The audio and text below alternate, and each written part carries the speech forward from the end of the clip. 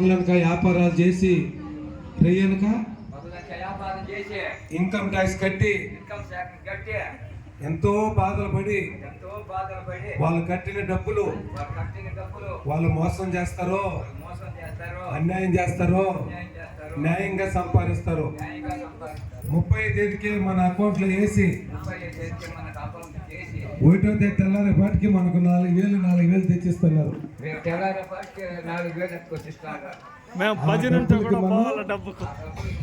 కృతజ్ఞతగా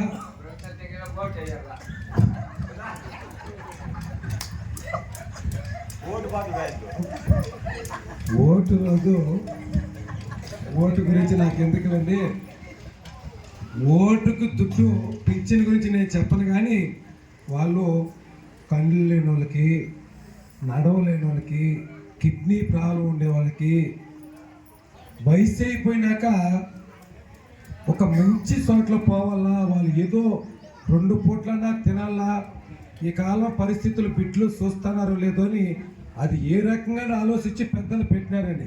దాని పక్కలో పెడితే ఓటేసేటప్పుడు మాత్రం దుడ్డు చేయి చాపకూడదండి ఎవరు కానీ. దాని అంత ప్రమాదం, దాని అంత ఇంకొక మాట నేను అన్న కానీ ఎప్పుడు ఇన్ని రోజులు జరిగిపోయింది జరగలేదు. నువ్వేమి స్వామి నాకు 50 ఏళ్ళు, నేను 50 ఏళ్ళు కష్టం ఉన్నా నష్టం ఉన్నా ఎంతున్నా దేని ఎవరి దగ్గర ఓటుకి తీసుకొని ఓటేసింది లేదండి, ఓటేసింది లేదు. ఇంకా 50 ఏళ్ళు బతికినా 10 ఏళ్ళు బతికినా అట్లే పోవాలి. అది ఒకటి చేస్తే చాలు నాకు దేవుడు. దాన్ని చేయి చేస్తానంటే నాకన్నా దరిద్రుడు ఇంకొకరు ఉన్నారు. ఆడికి అయిపోయింది. అది ఎప్పుడు కూడా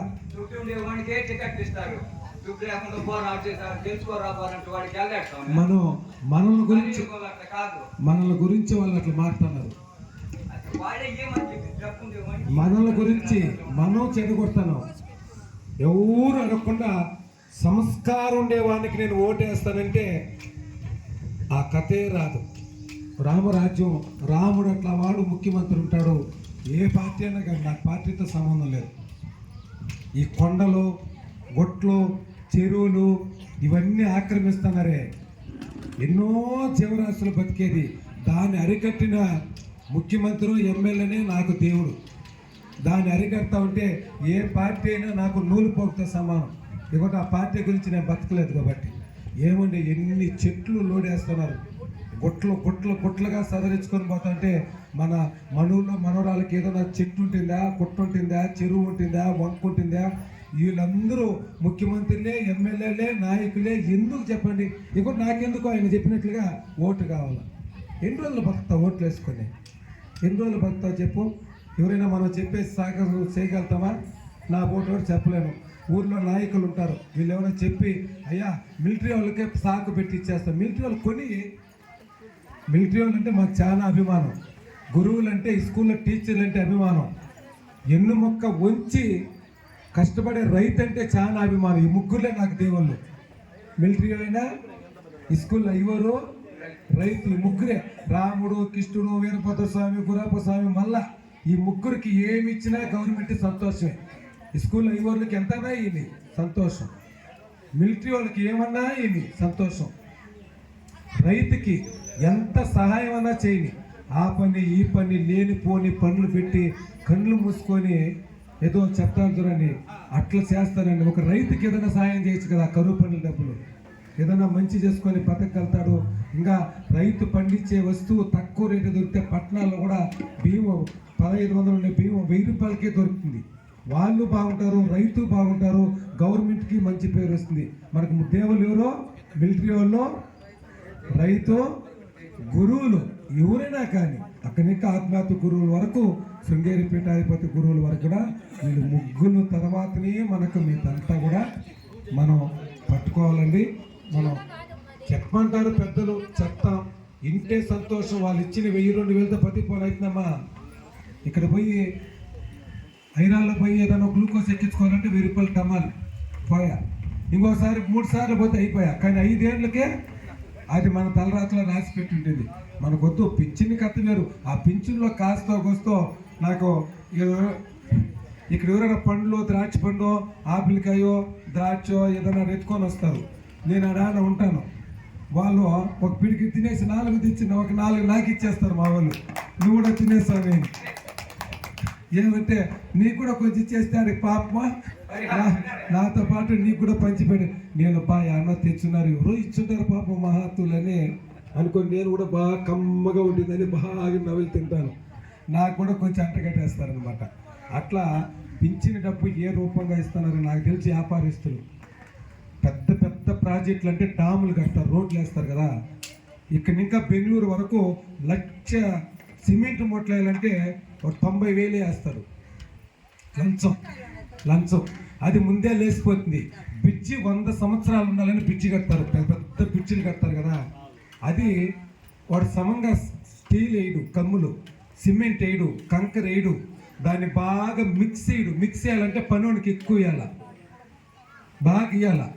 ఎట్నో కట్లో 4 రౌండ్లు కొట్టి అట్లా వేసారా అంటాడు వాడు, పిండి కుదికినప్పటిని వాడు ఏం చేస్తాడా ఇన్కమ్ ట్యాక్స్ కొంచెం కడతాడు. దాంట్లో ఆ ఇన్కమ్ ట్యాక్స్ మనకు ఒకటి తెచ్చా ఆ పిచ్చి పడినప్పుడు మనకట అది ఎట్లా కూలుతుందో మనకు కూడా చెయ్యో చిటికినేలో ఏదో ఒకటి కొంచెం దెబ్బ తగిలి ఆ డబ్బు పంచుకుంటే లేదా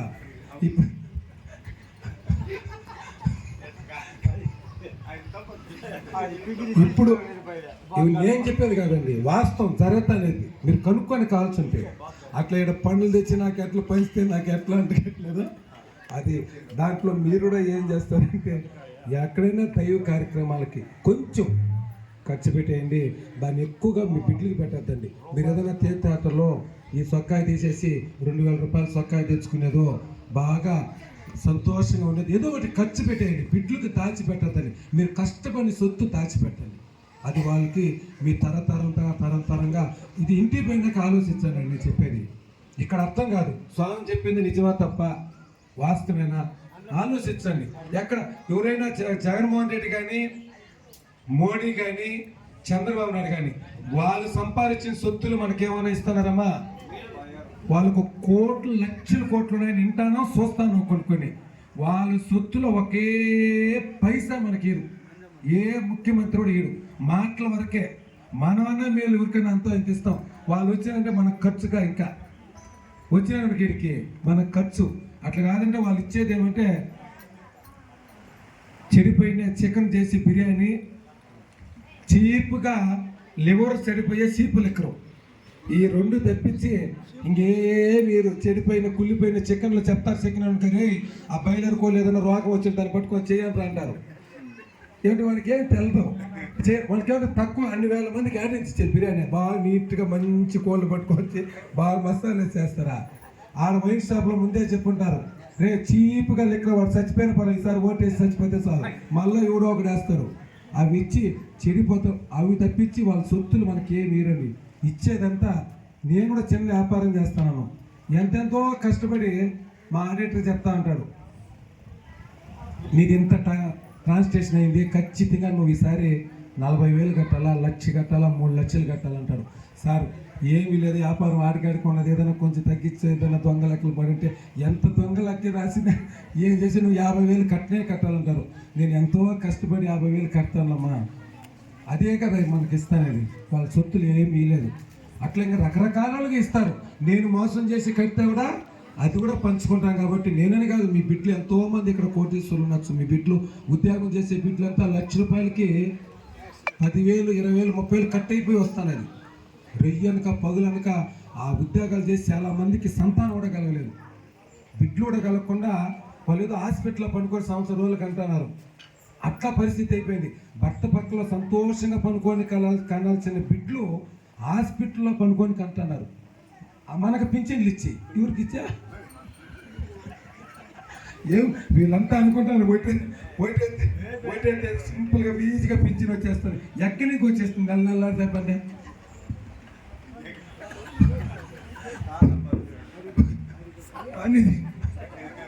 పని చేస్తే శనివారం వరకు మేస్త్రి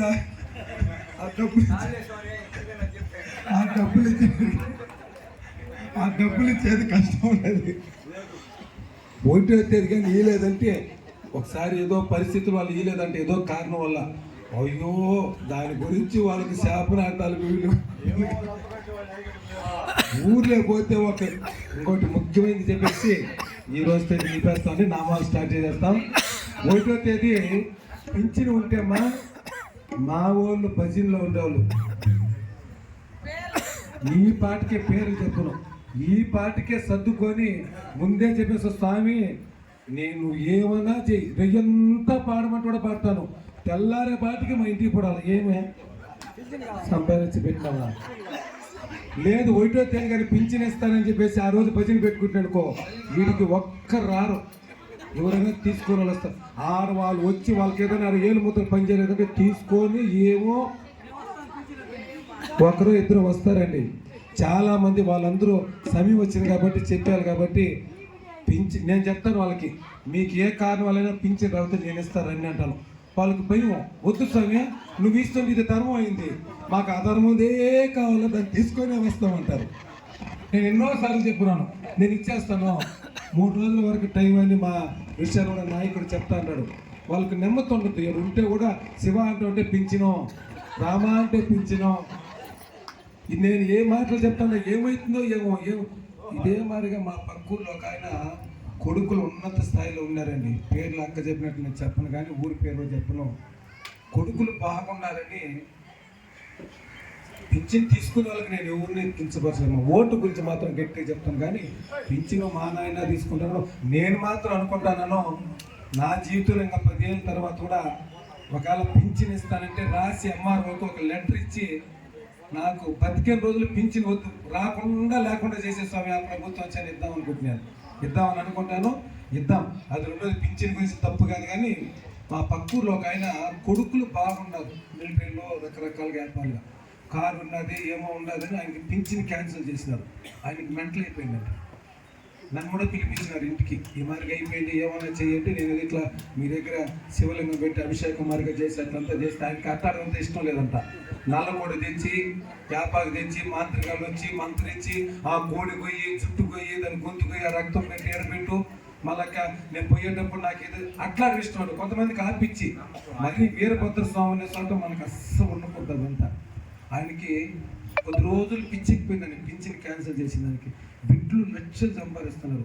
కొద్ది రోజులకి ఆయనకి పిచ్చి కుదిరింది కానీ మళ్ళీ ఏదో ఎవరో ఉంటారు కదా చోటా ముట్ట నాయకులు బట్టి అది ఇది తిప్పించి మళ్ళీ ఇచ్చేది భీముగా ఏం ఒకే కార్పెట్ ఏం పోతాను మనక. అందుకే కదా కర్మ, కొడుకు పక్క కోడాలు మళ్ళీ ఇద్దరు కూడా అందరూ మొగుడు పిల్లలు ఉంటే పంచుకునేదంట. రే అమ్మ నువ్వు పెట్టుకోరా నాయనే, దానికన్నా చంపేస్తేనే ఏం పంచుకునేదంట. చచ్చిపోతే కూడా పంచుకొని దివసాలు తెచ్చుకుంటున్నారు. నువ్వు నేను అమలు చేస్తున్నా ఎట్లా అంత ఎందుకంటే కర్మ. ఆ భీము కోసం ఆ చిన్నటి కోసం అమ్మ నాయన్ని కార్డులో ఫోటోలో ఒక కార్డులో చూపించుకుంటే ఎంత బాగుంటుంది. 2గా 3గా చేస్తున్నారు. ఏమి మనకేం కాళ్ళు లేవా, చెయ్యి లేవా, కళ్ళు లేవా, కష్టపడుకోలేమా, అంత రాగ్గించి తాగలేమా, అంత నూకలు తెచ్చుకొని సరిమారిగా కాంచుకొని కడుపుగా తాగి 100 ఏళ్ళు బతకలేమా? మన తాత వాళ్ళు బతకలేదా? అమ్మా నాయన కార్లు ఒక కార్లో ఉంటే ఏమైపోతుందండి? ఇట్లంతా ఉన్నాయి. ఇవన్నీ కూడా మారాలా, గురువుల మార్పులు ఎప్పుడు ఇట్టానలా. ఇంకా ఆయన దగ్గరికి వస్తా, ఆయనకి మెంటలు కుదిరినా కానీ ఆయన కొడుకు ఒక లాడ్జి అంటే రూమ్ తీసుకొని ఏదో చేసుకొని ఏదో పాయిజన్ తాగి చచ్చిపోయినాడండి. 7 మెంటలు కుదిరిందా కానీ ఈరోజు జీవితం అంతా మెంటలెక్కిపోయింది. పింఛన్ వస్తున్నది. కొడుకు పోయినాక కోడాలు ఇంటి ముందరనే ఇల్లుని సీల్చి చచ్చిపోయిన కోడాలు మా కళ్ళ ముందర జరిగింది. పాయిగా గోడ కట్టి అమ్మ నాయన పెద్దోళ్ళు వెనకాల ఉంటే మీరు కింద పడి ఆగండ్రా అని కోడాలు 2 అంతస్తులు కట్టిందంట. మిలిటరీలో మంచి 50 లక్షలు వస్తే ఉంటారు కదా రకరకాలుగా రాత్రి చెప్పినాను కదా నేను కోడాల గురించి కూడా కొంతమంది గురించి. అట్లా జరుగుతాయండి పరిస్థితులు. ఇవన్నీ మనం శాస్త్రంలో అన్నీ రాసి పెట్టు. శాస్త్రంలో ధర్మాన్ని పట్టుకోండి రా అంటారు. 18 ఏళ్ళు భారతం చెప్పి 18 ఏళ్ళు చెప్పి ధర్మాన్ని పట్టుకోండి అంటారు. ఇవన్నీ మన జీవితంలో అన్నీ కూడా ధర్మం, అన్ని ధర్మాన్ని మనం పట్టుకుందాం. ఒక్క పాట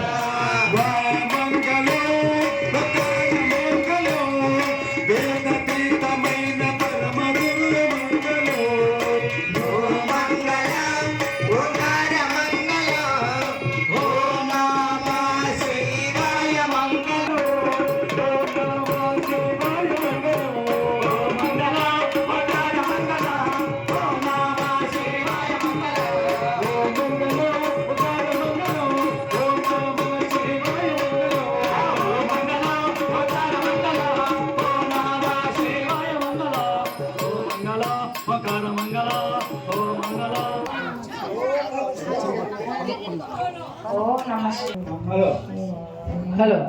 ఓం నమ శివాయ. ఓం నమ శివాయ. హలో హలో హలో జంటి ఎవరి నామాలు కూడా తగ్గలేదు. హలో హలో ఓకే ఓకే ఉన్నాయి అట్లే ఉన్నాయి హలో. అట్లే ఉన్నాయి. ఓం నమ శివాయ. ఓం నమ శివాయ. దాని కదిలించొద్దు ఇంకా. Hello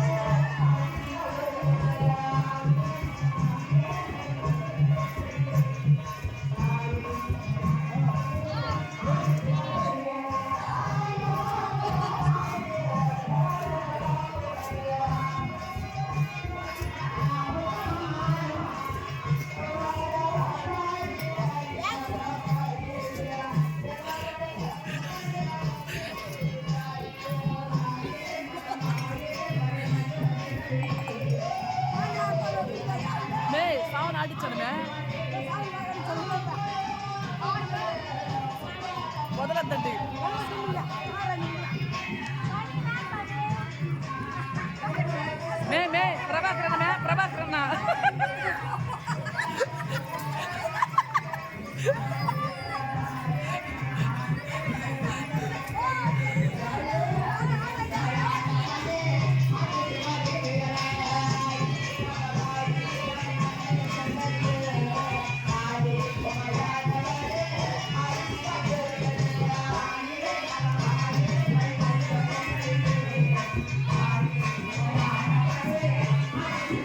Yeah.